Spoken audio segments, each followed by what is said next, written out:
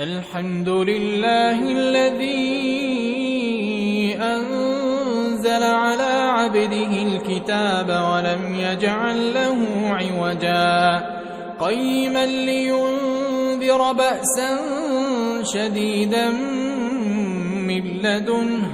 ويبشر المؤمنين الذين يعملون الصالحات أن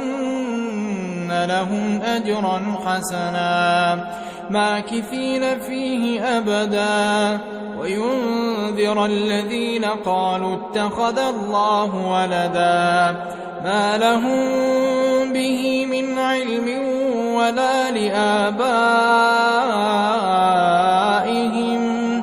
كبرت كلمة